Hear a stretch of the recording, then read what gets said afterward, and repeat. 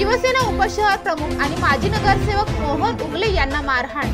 शिवसेना शिंदे गटाच्या महिला कार्यकर्ता राणी कपोते यांनी केली मारहाण।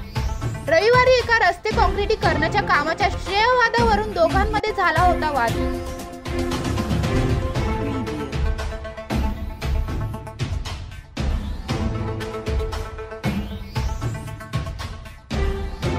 तिचा शिवसेनेची काडी मात्र संबंध नाही किंवा ती आमची पदाधिकारी नाही।